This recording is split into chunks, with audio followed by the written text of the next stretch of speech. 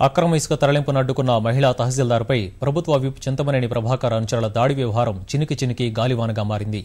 ఈ ఘటనను తీవ్రంగా పరిగణించిన రెవెన్యూ ఉద్యోగులు కృష్ణా జిల్లా వ్యాప్తంగా ఆందోళనలకు సిద్దమయ్యారు. తహసీల్దార్ కార్యాలయాలన్నింటినీ తాళాలు వేయనున్నాయి. దాడికి పాల్పడిన వారిపై కఠిన చర్యలు తీసుకునే వరకు ఆందోళన విరమించేది లేదని ఉద్యోగ సంఘాలు హెచ్చరిస్తున్నాయి. కృష్ణా జిల్లా ముసునూరు తహసీల్దార్ వనజాక్షిపై ప్రభుత్వ విప్ దెందులూరు శాసనసభ్యుడు చింతమనేని ప్రభాకర్ అనుచరుల దాడికి నిరసనగా రెవెన్యూ ఉద్యోగులు ఆందోళన బాటపట్టారు.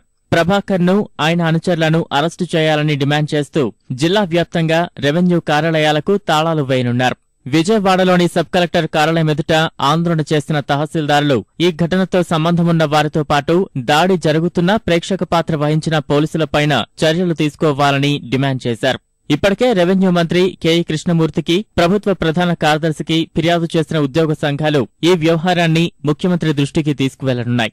ప్రభుత్వం నిర్ణయం తీసుకునే వరకు వేచి చూడాలని తొలుత అనుకున్న మహిళా సంఘాలతో ఏలూరు కలెక్టరేట్ ఎదుట ఆందోళన చేయించడం, మహిళా తహసీల్దార్పై చింతమనేని వ్యక్తిగత ఆరోపణలు చేయడం ఉద్యోగ సంఘాలకు ఆగ్రహం తెప్పించింది.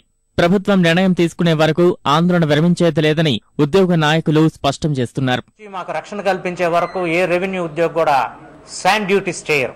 శాండ్ డ్యూటీస్ వాళ్ళు అక్రమంగా చేసుకున్నా మేమేం చేయలేం. ఒక మహిళా ఉద్యోగి మీద దాడి చేసి అమానుషంగా ప్రవర్తించిన దెందులూరు ఎమ్మెల్యే గారిని, వారి అనుచరుల్ని అరెస్ట్ చేయాలని చెప్పేసి డిమాండ్ చేస్తున్నాం. ఆల్రెడీ మాకు కాగితం వచ్చింది. 50 మంది మీద కూడా ఎమ్మెల్యే గారి మీద, అలాగే ఇంకొక 50 మంది మీద కూడా 353, 373 ఈ సెక్షన్స్ కింద నాన్ బెయిలబుల్ కేసు నమోదైనట్లుగా మాకు ఇన్ఫర్మేషన్ వచ్చింది. సంతోషం. ఈ వ్యవహారం తేలే వరకు ఇసుక ర్యాంపులపై జోక్యం చేసుకోబోమని ఉద్యోగ సంఘాలు తేల్చి చెప్పాయి. గోదావరి పుష్కరాల విధులకు హాజరు కాబోమని హెచ్చరించాయి. ఈ ఘటనపై ప్రభుత్వం సైతం తీవ్రంగా స్పందించింది. రాష్ట్ర వ్యాప్తంగా రెవెన్యూ ఉద్యోగులు ఆందోళనకు దిగే పరిస్థితులున్నందున చింతమనేని సహా దాడికి పాల్పడిన వారిని అరెస్టు చేసే అవకాశాలు కనిపిస్తున్నాయి.